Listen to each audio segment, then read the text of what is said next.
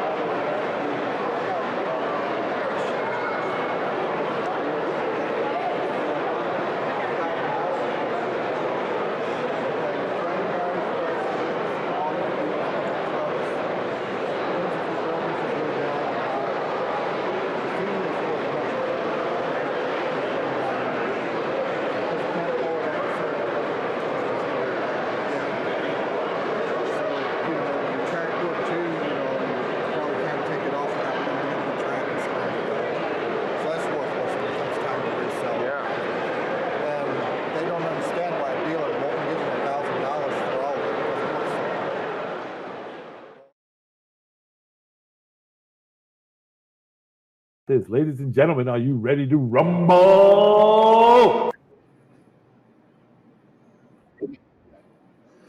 Hey, good evening, everybody. This is Big Bill from Model Railroading Live on Who's Big Bill talking to you tonight on April 1st, 2020. I promise to tell you that we will not have any, or maybe we will have one or two April Fools. I don't know. We'll see.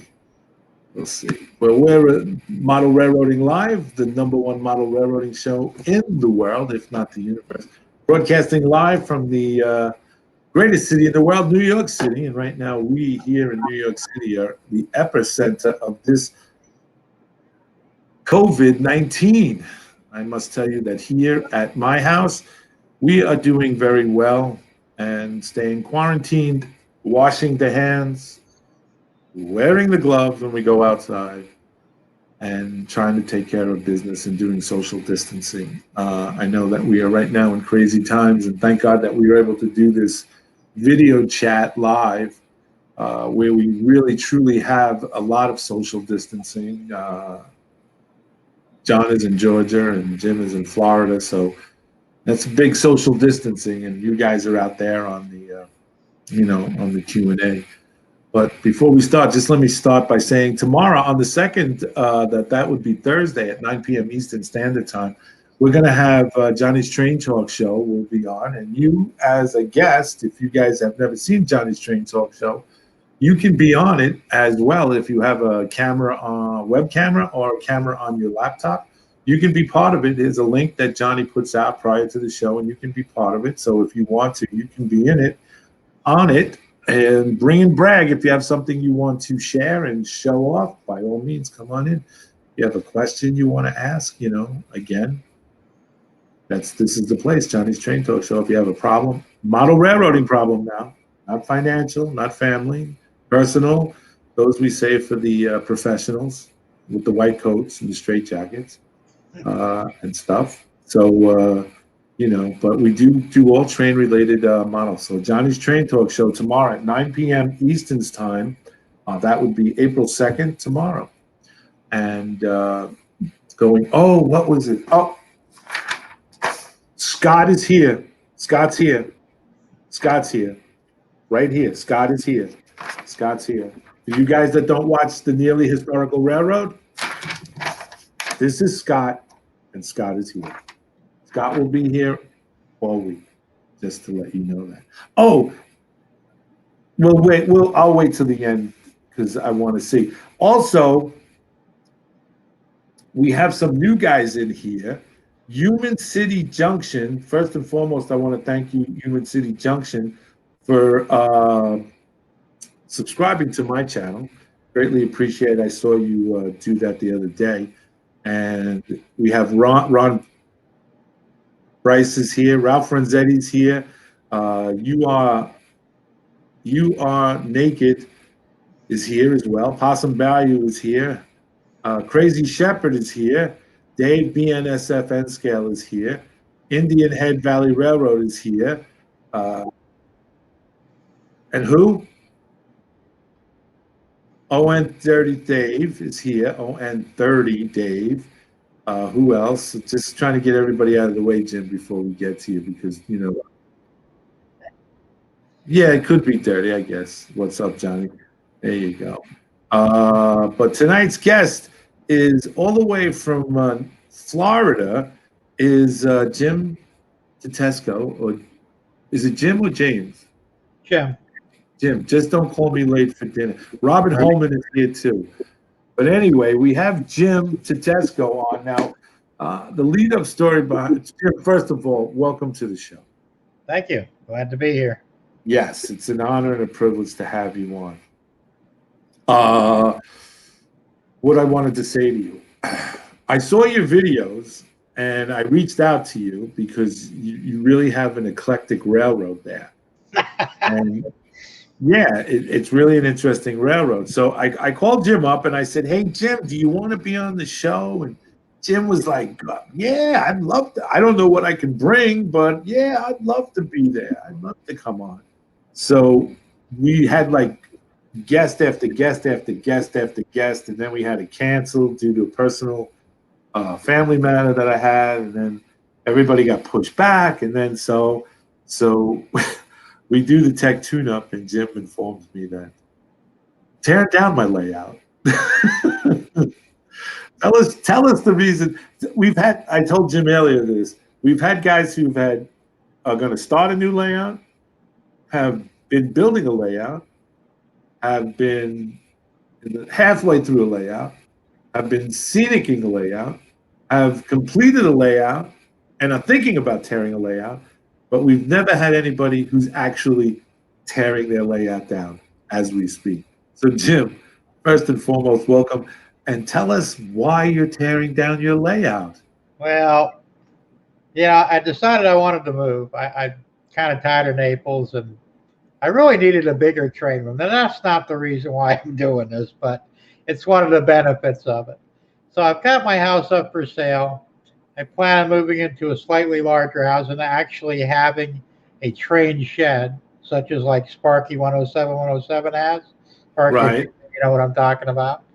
And really going all out because that's my dream to have a really great large layout. Even though I'm still going to be, scaling an HO, I just would like to have a much bigger layout. So that's why I'm tearing down my layout as it is. Yeah, it's kind of hard to do at first because I put so much time into it. Oh, I agree. How big is the present layout now, Jim? Well, actually, the room is 11 by 14, and the layout pretty much takes up the whole perimeter of the room. And then there's a 4 foot by 5 foot peninsula in the middle of it. So it's a pretty good sized layout, but HO scale it really isn't. And I couldn't do all the things that I really wanted to. I didn't have a residential area. I was very limited onto my industrial area. So I wanted to be able to do a lot more. I didn't have a staging yard either, and I really want a staging yard. Right, right. So you have a wish list put together, correct? Of what you want to do. It's a big wish list. It is. It is. It is. Now, what on the new layout? What are the dimensions of this shed are you thinking about? Well, I'm looking at possibly 15 foot wide by 40 foot long. Now, the actual layout will probably be 35 foot long because I want to have a 5 foot on each side at the entranceway for a workshop and like a video area where I can shoot videos. But the rest of it, pretty much layout. So And you're pretty. Jim, first, what's the name of your YouTube channel? it's just Jim Tedesco. And how do you spell Tedesco? T is in Tom, Edesco. It's a good Italian name. Good Italian name. Good guy from up in New Jersey. He's from New Jersey originally, boys. Yeah, Carteret. Yeah, Carteret. He's part of the Soprano crew up there. Probably. Well, we're not connected as far as I know, but Yeah, there you go. So the new thing is going to be 40 feet long and what, 15 feet wide? Yes, sir. And inside it's going to be a single deck or what? How are you going to? I'm going to run two. There'll be three walls that'll house the lower deck, the lower layout. I'll have a helix down in one corner to do possibly two walls for the second level. And I think the second level is mostly going to be a staging area. I might throw something up there, as far as the industry. I'm not sure yet. That's still in the thinking stage. So now the other night that we talked, yes, that's right, Human City Junction, Millennium County Railroad. That's the name of your railroad, correct? Yep. And why is it called Millennium? Yeah, like I said, that's a funny thing. I just have this affinity for Millennium. I actually had a car named the Millennium Princess. It was a six-wheel car, had tandem axle in the rear. And the name just stuck with me, and I was making my new layout for the trains, and I really didn't know what to call it. And I thought, well, why not just call it Millennium County? And that's how I came up with the name. Okay, so Millennium County Railroad. Now it's a fictional railroad, correct? Of course. Okay, so what is it modeled after anything specific railroad that you like personally, or it's just a No, mishmash of a bunch of? it really is. It's like I said, it's probably going to be a transition error in the end. I'm going to have some steam on it, but mostly diesels. Uh, so the diesel parts can be modern era, and like I said, with a couple leftover, steam engines on it from the old days. Okay. But predominantly, yeah, modern. Are you a diesel type of a guy? Yeah, pretty much. Yeah, that's all right. So I am very much. I am myself a very. I'm a real. I am a diesel type of a guy. I like the aesthetics of the new engines. Like I'm at a loss of words right now, but then they're like the BNSFs that they're running, and they're beautiful engines. I see. I don't know. There's a kind of beauty in the lines of it. It's just I can't really explain why. I just like it.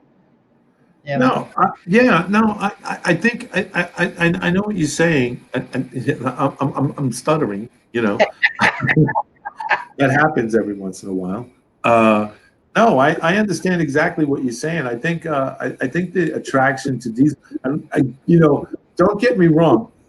I mean, I know that there are steam enthusiasts out there, and they really love their steam engines. And I have to say that seeing steam up close and personal, at Strasbourg and Museum and seeing it actual work, and actually seeing other steam engines working, it's an actual breathing, living. It's a living, breathing thing. It really is. It's truly it is. It's truly magnificent to watch it as it operates, and having it on your layout is really, it's a sweet thing to do.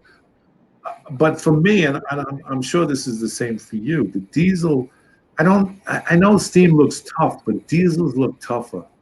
They do. They do. They got that bulldog tenacity, like that pit bull, like, I'm dirty, I'm grungy, but I'm in the fight, And I guess Absolutely. that's the reason why, that's the reason why I like it and stuff like that. Like I said, I like the way they're shaped. I don't know. It's a very cool looking engine. I think the logos, and I Yeah, like the themes. Don't get me wrong. There's nothing like that. I'll probably buy a big boy to put on the layout. And right. we were talking about radiuses. That's why I'm going to go with a 30-inch radius on my layout where I can, so I won't have any issues with the longer locomotives or train cars. But but yeah, realistically, I like the diesels. No, no, you're absolutely. You in City Junction, Fred. Jim wants to know. I said Fred because Freddie Model Railroading is in the house, and William May as well. Welcome, guys. And Michael Lambertino is also here. Well, hello, Michael. But Human City Junction wants to know, what is your dream locomotive? Wow, that's a tough one.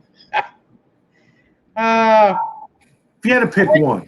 I'll tell you, I like the GP60s. It's a good loco. Yeah, that's a nice one. I'm partial to the switches, the 1500s and the 12s. Those are I cool too. just I don't have any of those in my layout, but the new layout I will have at least one or two on. Right. Sparky 107 just joined us in the conversation, and Sparky, Sparky, as you came in, Jim Tedesco is here, and he's tearing down his layout so far, and for a new one, he's buying a piece of property, and and he's going to build a shed. He wants to be just like yours. He only wants bigger. to, only bigger, only bigger. He said, only bigger. Rail artist back now. Did I miss anything? Had to sanitize my hands interiorly with vodka and orange juice. I don't know, real artist, if that's a but I guess if it's working, you know. So, anyway, now everybody's coming in, and everybody's saying hello to everybody. They just got off Sparky's live feed, and they're all coming over, and they meet each other in a split nanosecond, Jim. So now they're saying hello again to each other. I know they do that. I don't know why. Hey guys, everybody that knows me out there, glad you could make it. Sparky 107 replies, bigger is not always better. I heard that somewhere once. Yeah, the only people that say that are the ones who don't have bigger. This is true, my friend. This is true. Let's keep it G-rated here now, boys. Anyway, so we're getting into the new. All right, 40. It's going to be 40 by 40 feet long, Spark, and 15 feet wide. But it's going to be a two-tiered. Am I correct? Yes. Two-tiered, and you're going to have a helix at both ends or one end. Say that again? Are you going to have a helix? Yes. See, I couldn't do one in this room because it wasn't big enough. I mean, the helix does take a pretty good piece of real estate, so. And it'll probably be a two-track helix. What could without? I'm not trying to get personal, but I guess it is personal. Are you selling the house based on the fact that you wanted a bigger railroad? Nah, that'd be a new idea. But now, actually, the problem here in Naples, this is a beautiful town, but it's starting to get overbuilt. And I don't know how many of you guys are familiar with Florida, but if you go on the other coast of Fort Lauderdale or Miami, it's a disaster. It's like the big cities. Naples is turning into that. The tax base is rising every year, and pretty soon they're going to price me out of this place. I can't afford to live here. So I figured I might as well take advantage of the money I can get for my house now and move to a quieter area. And I really wanted land because I'm on a single lot here. It's 60 by 130. It's very small, and the house is pretty much built out on every available inch that they'll allow me to. I wanted to put a new utility shed in the back, and they won't let me because the new rules, they have to have 6-foot easement on each side of the fence. And I go, well, I can't do that. I don't have the room for it. Right. So, and I really just don't have any, there's no way I could build in. I mean, I could build up, but could you imagine what a disaster that would be to put a second story on the house? Not going to happen. Yeah. So it's easy to purchase the land that you're now. What is this, an acre and a half that you're purchasing? 1.1 acres is what I want to get. So I have my eyes on something, but it's really, everything's hinging on selling this house. But there's still plenty of places up there that are a little on the outskirts of town. They're very inexpensive. Most of it's acreage. And because I want to be able to build, like I said, a train shed without too many problems. If I tried to do that, they wouldn't let me. Like I said, they wouldn't even let me put up a 10 by 10 utility shed. So, and Naples, like you said, it's a beautiful place. It's a fun place to visit, but you really don't want to live here. Oh, okay. So I guess you're not on the tourism board of Florida and Naples City. No, I'm not. Yeah, it's just, it used to take a half an hour to get from one end of town to the other. Now it could take you an hour and a half. And even off season used to be the place was dead. And now it's almost as bad as what season used to be 30 years ago. So I just felt that it's time to move on. I'm not alone. A lot of people are doing exactly what I'm doing. And I think this Naples is probably going to become more of a rich man's playland. I mean, if you like to golf, this is the place for you. I don't golf, so I'm not any good at it. But, but that's basically here. You don't play golf? No, I worked on a golf course for a little over 9 years. I was an equipment manager, and they encouraged us to play. And I actually did take a shot at it. Once I get on the putting green, I'm great. I can putt like there's no tomorrow. Getting there is a bit of a problem. Yeah, anybody out there who plays golf, I almost hit a 77. Wow. Yeah, but the windmill, the windmill, it came around. What? Wow. Like a mini golfer, that doesn't count. Oh, I thought it did. Try it though. Anyway, listen, I just want to reiterate before we go any further. Scott's here. Scott's here from the Nearly Historical Railroad.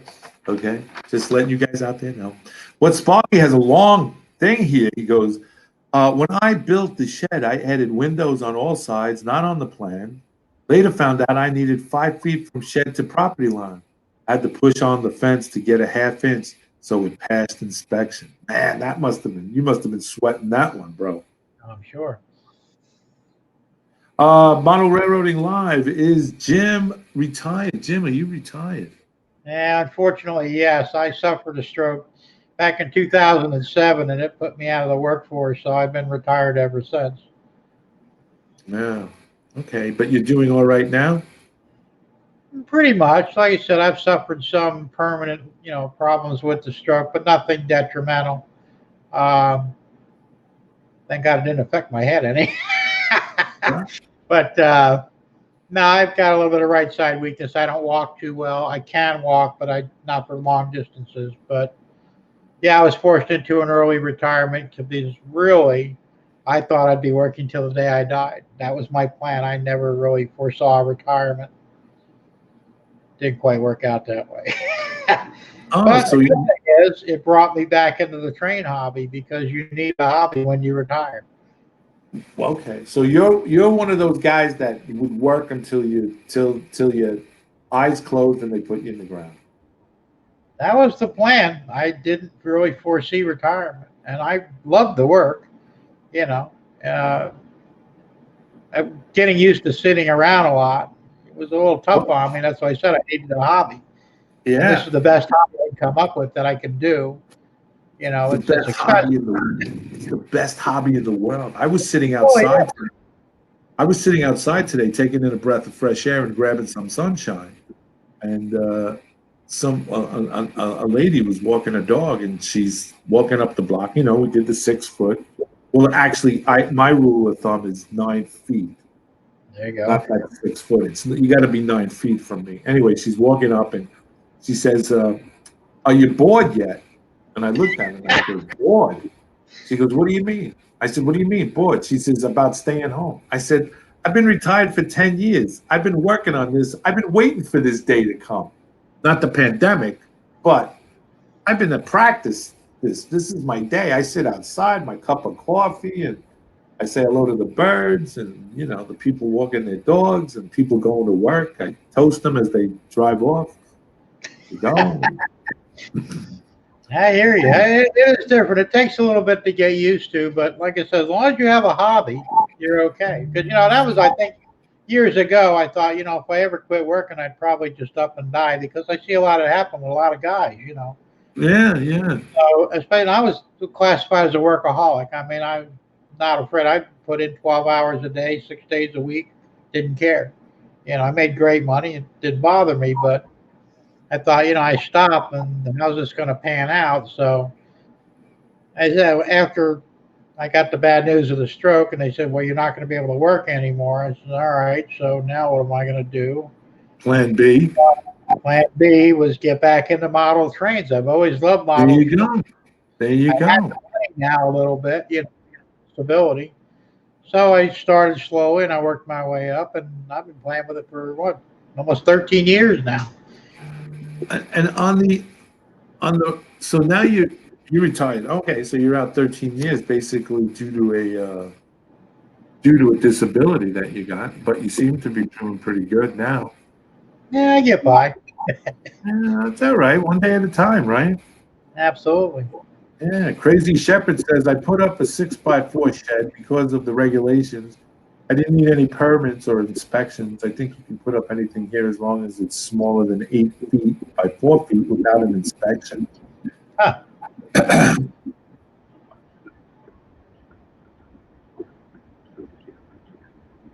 Yeah, Johnny just informed me that 10 by 10, 100 feet would work without an inspection.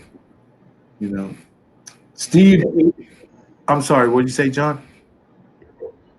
In most states and some parts of This here Canada. too. I know on the roof they'll let you do 10 square without a permit. But like I said, the shed was kind of weird because they changed the rulings, at least here in Naples Park. I don't know if it's for the whole state, but we have some different rules here in Naples. And they're really kind of funny. But then, you walk down the street and you're saying, well, how did that guy get away with building that? You know, maybe he didn't have a Uh, permit. Who knows? I don't know. But who knows? Steve 87 PSAP. Welcome, Steve. I don't think I've ever seen you on the channel before. He's, oh, you know Steve. Okay, good. I so can't wait to be on the retirement train. Working is bad for your health. Steve, I understand what you're saying, but you have to be careful what you wish for, because in order to get to retirement, you got to become that age. So you got to get older. So just be careful, you know. Let's see. Jim Sparky says, while in the process of selling and moving, are you still going to do the side hobby of making metal plate name tags? Yes, I will. I've done it for a few of them already. I've also done a couple of wooden plaques with the engraver, and they came out really good. So I'll continue to do that. I kept that stuff out.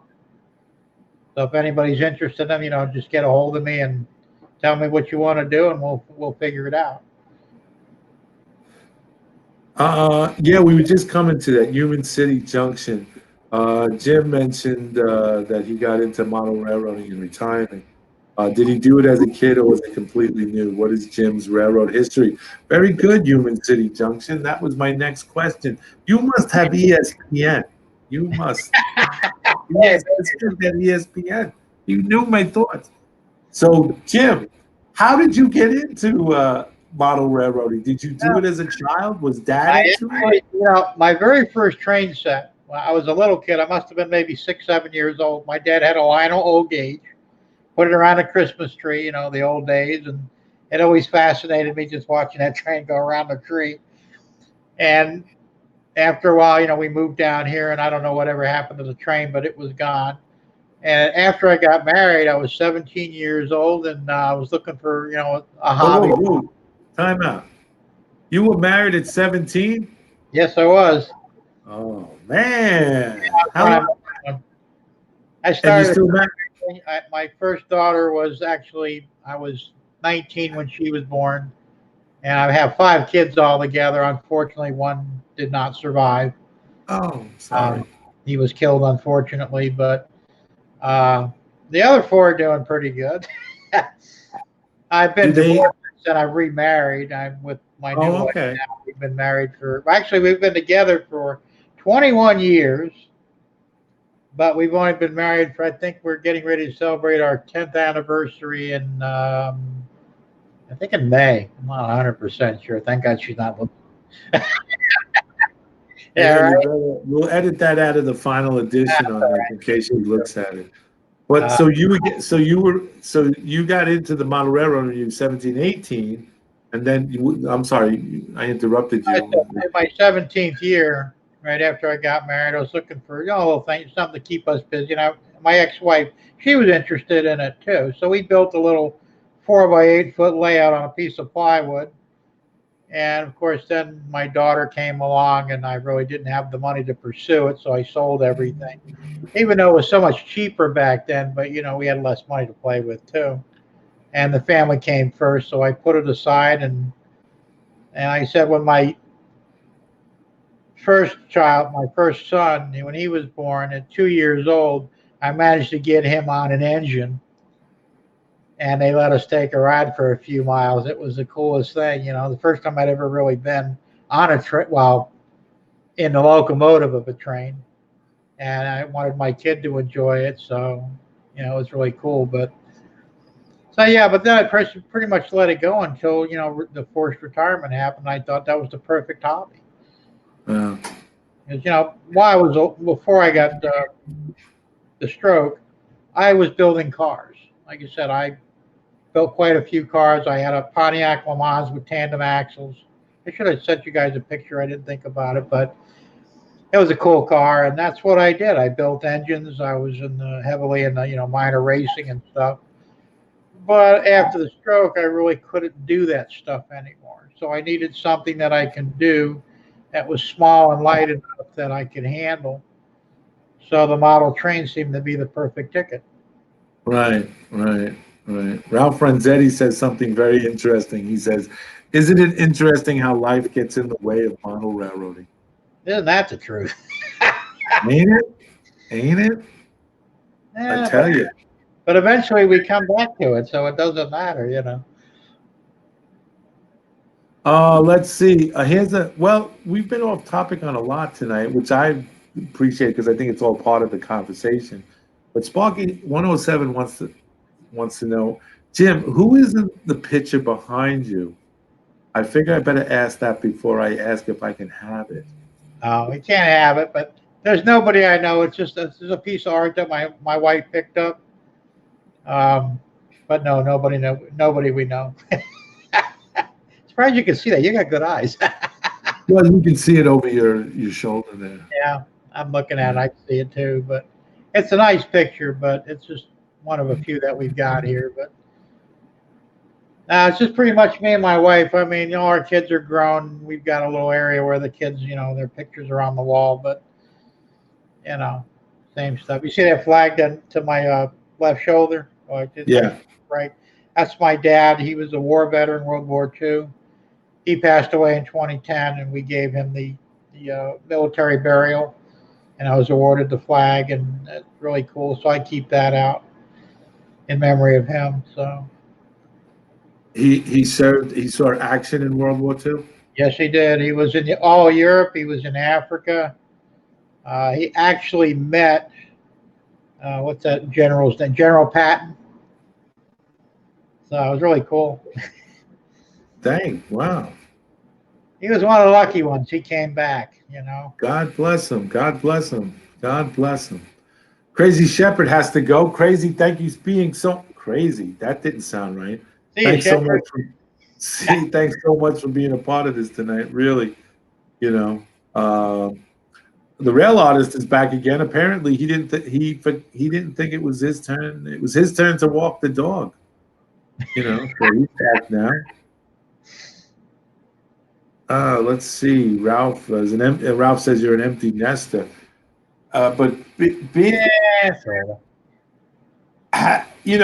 are you designing the new layout scheme? Well, I don't know. I looked at that website that you told me about. I can't remember the name of it now, but The track planner.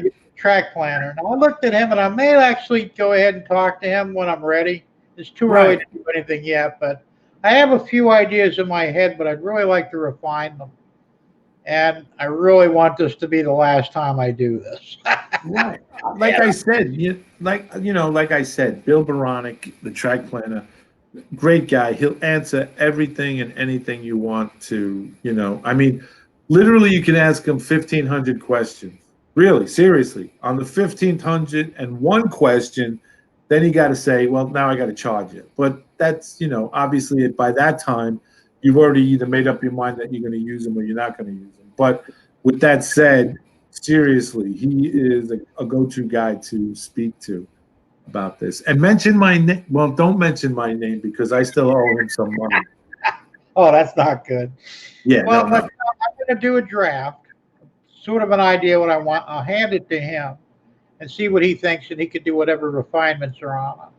Because, like I said, I got some ideas, but if I've learned nothing at all, if I have learned nothing at all in this hobby, that you just, no matter how many times you do this, you're going to make mistakes. Absolutely. And you learn from them, but still, sometimes they can be a little costly. Yes. Yes. So You're if somebody can help me out and save me a few bucks by not making a few silly mistakes, that would be worth its weight in gold, the way I see it. Sure.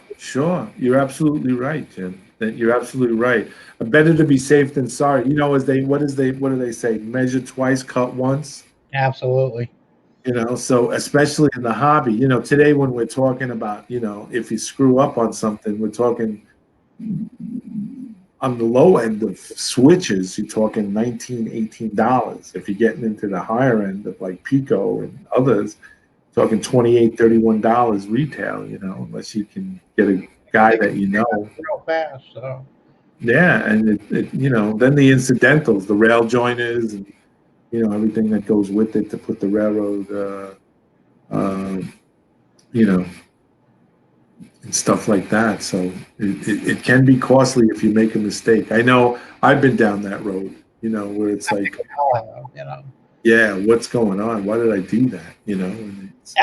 Yeah, so it looks good in your mind, but then when you get it down, you go, well, that's not going to work. Yeah, right, right. And when you put it on paper, it still looks good. And then you try to fit that, you try to fit that 10-pound, idea into a 2-pound bag. And it's like, wait a minute, it won't fit. Why won't it fit? Exactly. Come on now, let's go.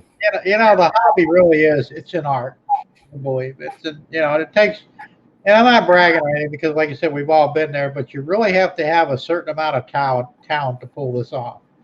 And I know a lot of guys out there that, can't change a tire on their car. There's no way they would get in the model railroading, you know. But, unfortunately for myself, I'm kind of a jack of all trades guy. I do everything. I've done plumbing, electrical, uh, carpentry, metalworking. I mean, there's not too much I can't do. So I have some of the skills to be able to pull off a layout. But even with that, I still make a ton of mistakes. you know. What is here? Possum Bayou says, I cut it twice and it's still too short. I know that feeling. I know that feeling. Hold on, DW. Where are you, DW? What kind of bench work will you be using on the new layout? This is DWM trains. Uh, yeah, what kind of bench work will you be Get using? L girder with the 1x3s, the lighter wood, because I said that one of the mistake. Well, it really wasn't a mistake, but I used 2x4s on my bench before, basically building a box platform, and I actually used 1x3 for the legs, but it's very heavy and it was a little unruly to work with. So this time I'm going to do with the L girder and use the 1x3s. I think I'll have a stronger bench work and it probably save a few dollars in the process. And Yeah, of the course, one I'll by put threes.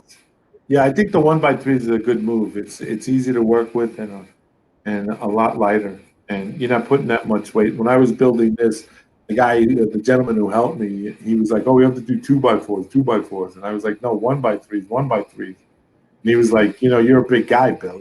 I said, "No, we're not parking my pilot on the pilot on this thing. We're just running I trains." got to be walking on the thing, right? Yeah, yeah. Sparky wants to know, will you still be staying? Yes, yeah. I can answer that question. He wants to know, will you still be staying in HO? Will you moving from HO to still do HO? Yeah, I like the HO scale. That is nice, but it's really too small for my sausage fingers. And my eyesight's not as good as it used to be. I have to wear readers. But the HO is like the perfect size. I would love to go O scale, but realistically, I mean, you see the price of O scale stuff, and you need a ton Yeah, of for it.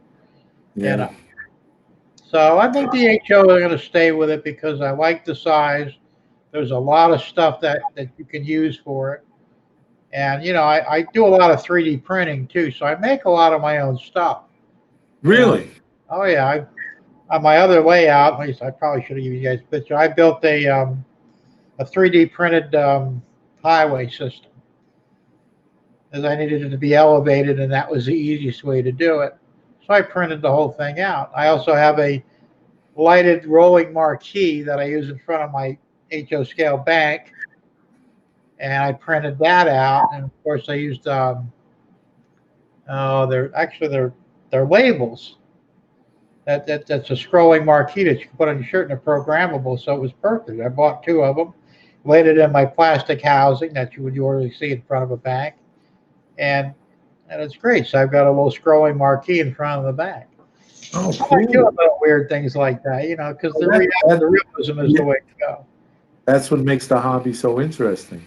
Ah, Eric Hall is in the house, and IMRO.com says hello.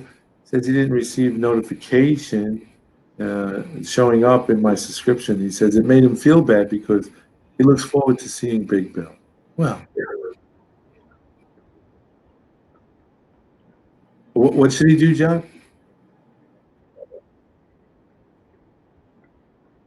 Johnny says you should go back and hit and refresh notifications, and you'll get it all over again.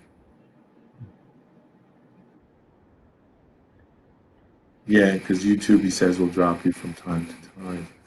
Uh, Michael Lamberti says, have you decided on what type of track and roadbed, Jim, you're going to be using? I'll be using the Atlas Flex track mostly, and the actually it's the Woodland Scenics. It looks like the black rubber roadbed. I've used that so far, and I really like it. I actually like it better than the cork. It seems a little bit easier to work with. What was And that again? What kind of the roadbed? it's Woodland Scenics. It comes in a big roll. It's Oh, just well, like the a rubber, like the rubberized. yeah. Yeah, that peel and I stick, like right? that. It's easy to work with. Yes, Yeah, but that's what I'm gonna. I'm not gonna use the Easy Track or whatever it's called. It's all right, but I just don't really like it. yeah. Yeah. Human City Junction says it's wonderful how many different skills are needed in model railroading. Also great that if you are bad at one aspect, you can find someone to help you with the others. This is true. Yeah, it always is. It always is.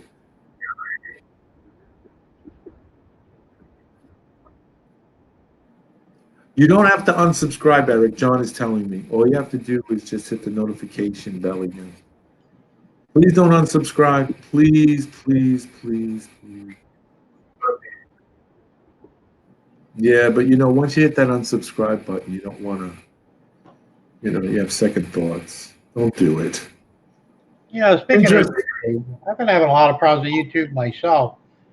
The last two video, well, this last video was okay, but the video before, I'm thinking I'm not getting any comments at all, right? Because normally I get notified in my email. I got zero, nothing. So I actually went to, the YouTube video and I looked, there's like 100 comments there. And I go, why did I get them? And this is the first time it's happened, but there seems to be some problems going on with YouTube lately. I'm not getting notifications sometimes of new videos from other railroaders. Have you heard anything about that? Is this a problem for you or even anybody out there? From what I understand, YouTube is changing over their YouTube studio thing at the end of this month. It will no longer be there. But as far as that hasn't happened to me. The only comments I get is that, people try to hurt my feelings by calling me a big dumb a-hole, but You gotta love it really doesn't work for me because I used to work for the transit authority. When people say that to me, I normally turn around and go, what's up? So you can't, first you can't hurt my feelings. nicer than I would have been, but But you gotta have, there's a Human City Junction said there's a new creator studio. Eric Hall says, I cannot be mad at you for that long. I'll subscribe. Well, thank you, Eric. I appreciate that. Michael Lambertini wants to know what code track are you going to be using, 83 or 100 code track? 100. I'm using 100 now. I kind of like it. There's no real reason for it, but that was the number I picked, and so I'll just stick with it. Yeah, let's see. Robert Holman says Woodland Scenics has great roadbed. You know what else Woodland Scenics has recently? Their fence, their new fences, which I've purchased, and their flags. I've purchased 2 of their flags. I purchased the flag for them. You should look into this, Jim. I've got the flag. I bought one. Aren't the flags cool? I love the flags. I love the flags. I started using the just plug system from them. It's Yeah. really great. So, I saved all that stuff when I tore down the layout, but I was really impressed with the flag. And another one of our model railroading friends, I can't remember who it was now, he bought the flag and he was very unhappy with it. And Really? I don't understand why, because this thing was beautiful. It was well built, very realistic, and I think I bought, I think it was like 13 inches tall.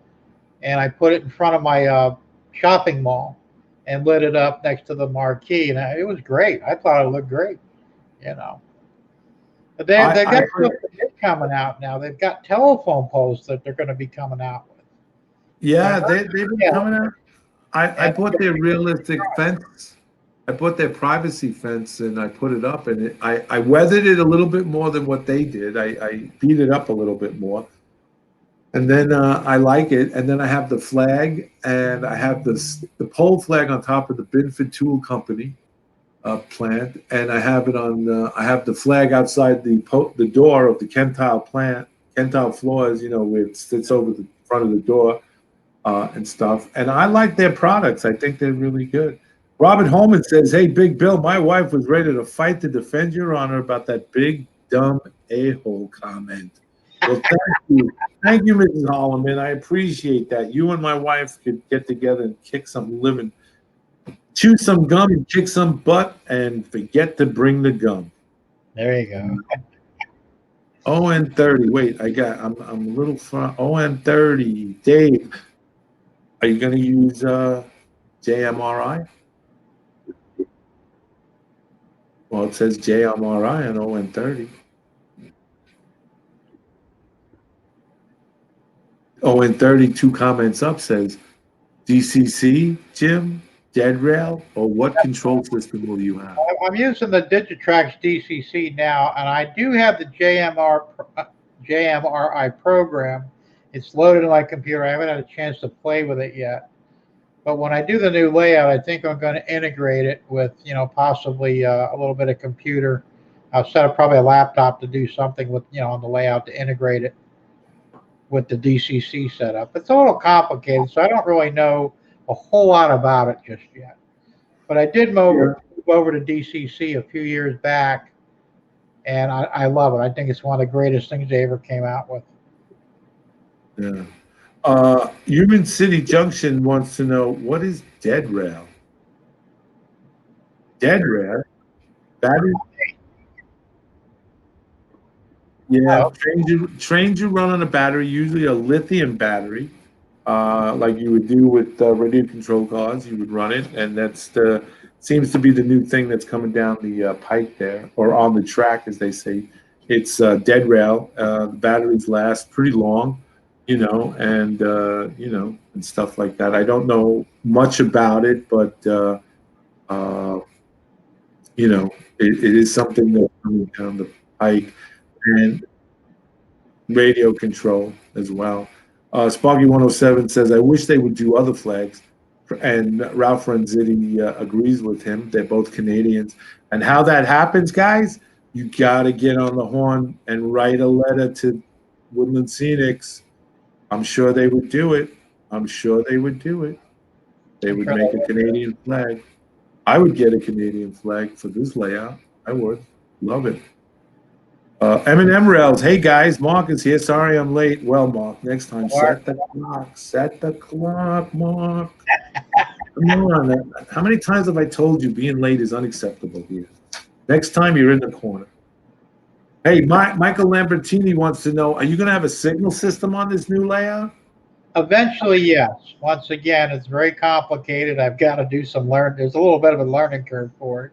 I have been watching other videos where they're starting to use it, and it looks really cool. I think it would add a lot of realism to the layout, but I may have to hold off on that until probably closer to the end of construction. Mm-hmm. Just so that Mark M&M Rails is in the house now, let's catch you up on it. We have our guest tonight is Jim Tedesco, and he's from Naples, Florida. And Mark, he's just basically he's tearing down his layout. When I got in touch with them earlier in last month, the layout was intact. But since that time, Jim has decided that the house is on the market, he's selling it, and he's in the process of tearing down the layout. So we're talking about him tearing down the layout, and also the new project and the new house that he's going to have. He's going to put a 40 by 15 shed up, and he's going to put in a double-decker layout. It's HO scale. The name of his layout is Millennial. I have it right here because I write things down. Millennial County. Is that correct? That's right. And it's a modern diesel with a few steam engines involved in it. So I've caught you up. And what's that? Oh, and John had just informed me, Mark, that he put a link in YouTube earlier to Jim's YouTube channel. Let me get my head on straight because I'm all over the place now. Michael Lambertini asked if you were the signal system. You said yes, but that will be later down on the road as you get into it. Is that correct? Yes. Okay. M&M Rails, it's YouTube's fault. My feed is not showing up any live shows. Once again, it's the feed.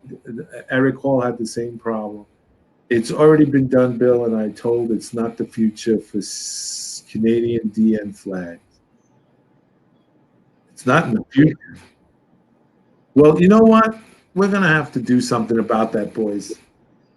Really, seriously, the community here, I think we should all get into a letter writing campaign and write to Woodland Scenics and say that our Canadian brothers in model railroading should have a Canadian flag. Good I think idea. that's only right. That's only right. I think that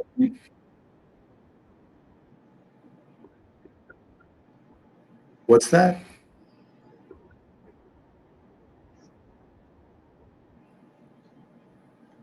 Human City, does Jim consider himself a millennial? No. I I'm think a boomer. I'll tell he's you a what. boomer. He's like me. He's a boomer. And Eminem Rail wants to know, Jim, are you moving to Staten Island, New York, the greatest place in the world? It is this place, but no, we won't be going that far. We're going to stay in Florida. It's roughly 130 miles north of Naples, in the center of the state, just below Tampa and Orlando. Um, we were actually kicking around, maybe even going up to maybe Tennessee or one of those places. But I'm 60 years old. I know I'm not real old, but I've seen enough snow and ice to last a lifetime. I really don't want to deal with it. I hear you. I hear you. I hear you. The secret to not having snow or big winter is every time I tune up my snow blower in August, it never snows in the winter. Of course, Murphy's Law. I was out there this August and I was tuning it up. Well, Sparky says that his shed is my shed is still bigger. It's 45 by 13. Yes. Really? I didn't realize it was that. I thought he was only 30, but my mistake. You should have kept that under the hat now because now Jim is going to revise his thing and he's going to make it 50 by 17 and a half. No, that would be a good contest, but no, I'm not going to do it, Sparky, so don't worry. Yeah. He still got me beat anyway because he's doing 3 levels, if I'm correct, or I'm only going to be doing 2. Yeah, Robert Holman says New York and New Jersey are the last places I move to right now. Well, yeah, we're the epicenter here in Staten Island. We have over 2,500 cases of the COVID-19, and we had 75 deaths due to that virus here. And in Queens, is the hardest hit. I don't know how many. I do have to say, on a sobering note, it's pretty sobering to. My wife the other day was driving down on what's known as Father Capodanno Boulevard, and that's by the bay, right by the Verrazano Bridge, and you can see the bay out there, and Coney Island across the river, across the bay, and everything. And right down there is Staten Island University Hospital. That's the backside of Staten Island University Hospital and South Beach Psychiatric Center. It's a sprawling piece of ground, and my wife said that on the grounds of the South Beach Psychiatric, I believe it was part of that, was they had 2 refrigerated trucks with white tents over them. And she came to find out that those were the makeshift morgues, not just for Staten Islanders, but for people throughout the whole city of New York. And we also now have the USNS Naval Hospital Ship Comfort docked in Manhattan, Pier 9, and they are now accepting patients in the hospital. And Samaritan's Purse has set up a makeshift hospital in Central Park, on the grounds of Central Park, where they have tents up and makeshift hospitals and stuff like that. So it is pretty serious here. In New York, we are the epicenter and stuff like that. But again, it's an unseen villain that's attacking us, and and as a country, and as a North America as well, all of North America. I think you know, if we do wash our hands and do the social thing, you know, this is the new norm. Unfortunately, this will be the new norm as we go forward. But I hope all is well with your families and everybody out there, and that you guys are staying safe, and, you know, and stuff like that. So, yeah, it's pretty scary, but you know, we're keeping our heads up, and you know, one man's ceiling is another man's floor. I've seen, you know, we've been through a lot in this city. You know, we've had 9/11. We've had destroyers sitting outside of after 9/11. We've had gunships sitting on the bay underneath the Verrazano Bridge. We've had F-16 jet fighters fly over after 9/11. We've had two big buildings come down, and yet we still come standing, and we'll be standing after this. This whole country will, and so will North America, you know.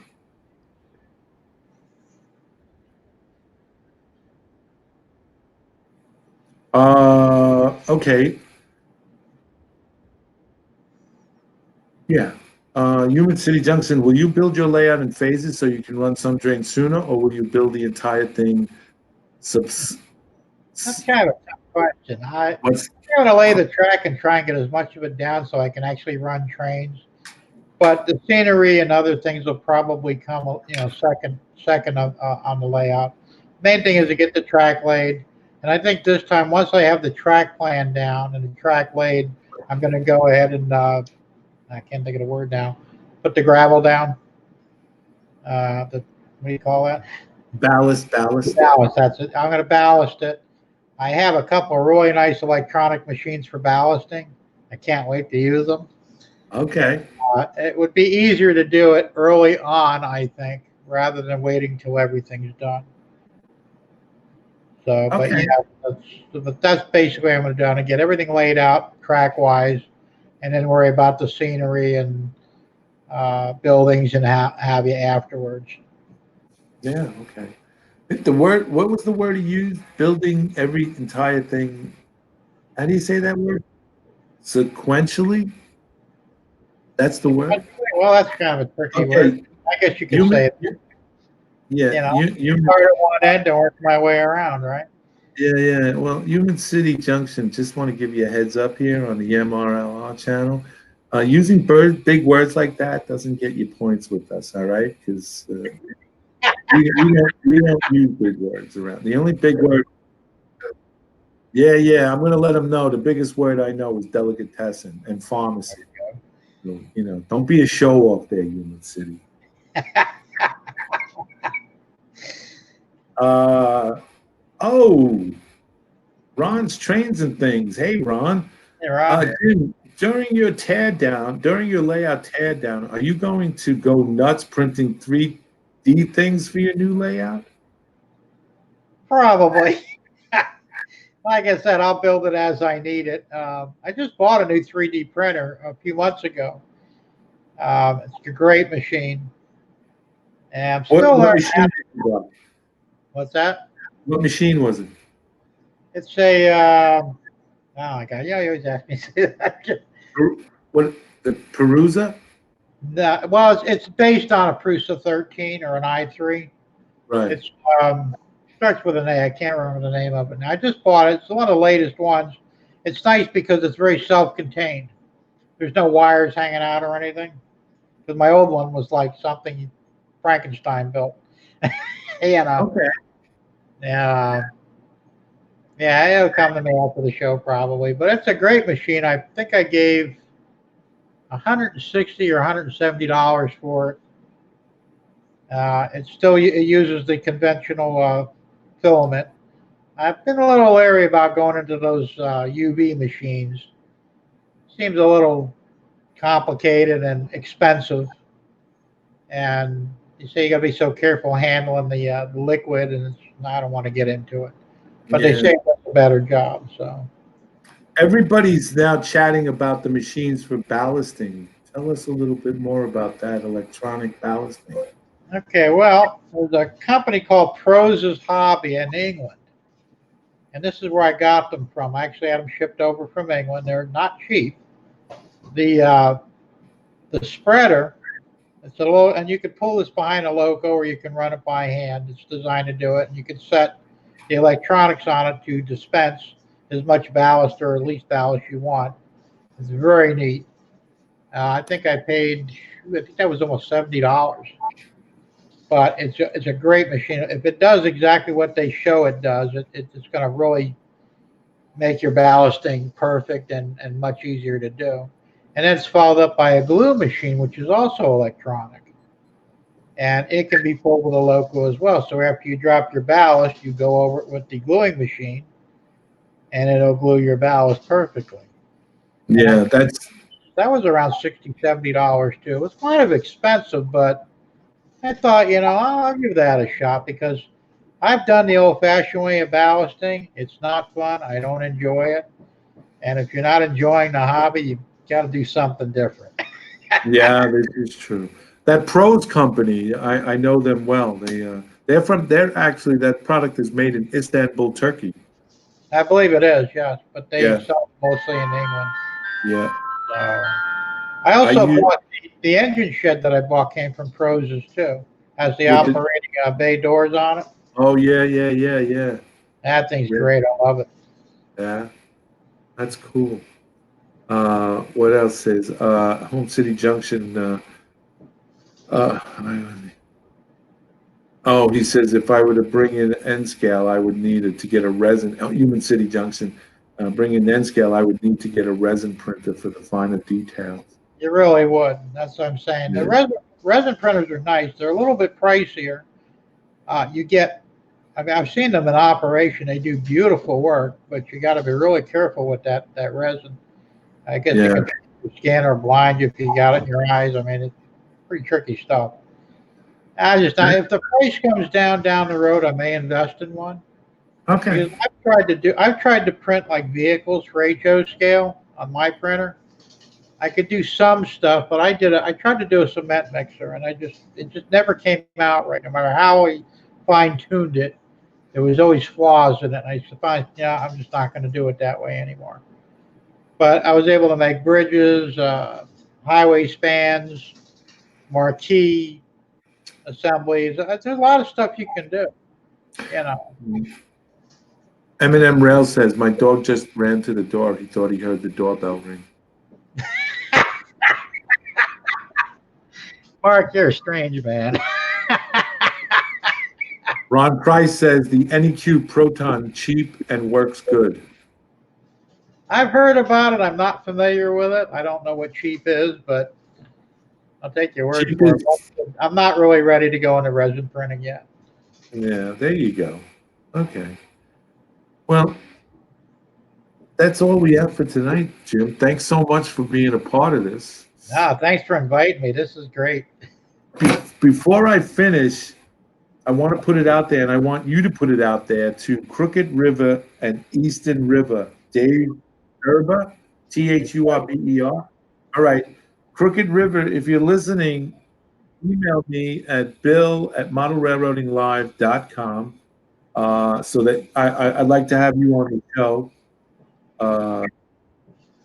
Dave. So Crooked River and Eastern River, get in touch with me at bill@modelrailroading.com and send me an email, and we can get together and talk about it and then have you on the show. Okay. Hey, Scott is on the Nearly Historical Railroad. Scott is here. So go check out Scott on the Nearly Historical Railroad with Don G, Jim, John, and the rest of the crew. And tune into Mr. Tedesco, Jim Tedesco's channel, the Millennium County Railroad. Check out his channel. Look him up because he's got some good stuff, and he's right now in the process of tearing it down. He's going to be building a new one, and we'll be checking back with you in the near future after you sell your house, Jim, and you've started the shed is up and around, and we'll come back and hopefully by the end of the summer and September, hopefully, maybe. I hope so. We'll have you back on the show, and you can give us a tour of the shed and what you've done so far. So that's an absolute date to have you. I would be very honored to come back on the show. Oh, it was our honor to have you. Yes, it was. It was great. We talked a lot about a lot of things and different things. So that was, it was good to do. and it was nice to do. And it was always good to have you on, Jim. And best wishes for getting that house sold quickly and fast, and and the moving and everything goes smoothly for you, and stuff like that. So thanks again, Jim, for being on the show. Hey, remember tomorrow night on April 2nd to 2020, who's Jim's, look at me, I'm getting ahead of myself. Johnny's Train Talk Show at 9 p.m. Eastern Standard Time, where you guys can come in and be a part of the show. You got a webcam, bring and brag, do what you got to do, come and talk about trains, whatever you want to do. Head on down to Johnny's, store there and pull up a chair, grab a cold soda pop out of the cooler there, and sit around and talk trains. That's tomorrow night, 9 p.m. Eastern Standard Time on April 2nd. From all of us at MRL, Model Railroading Live, we want you guys out there to stay safe, be well, be careful, wash your hands, but most of all, be blessed. Be very blessed and know that regardless of what's happening, our Lord still sits on the throne. Whether you believe or not, he still sits on the throne. Amen? Amen. We'll get through this. All over the world, we'll get through this, okay? So in the meantime, you guys take care. God bless, and we'll see you on the radio. Say goodbye, Scott. Bye.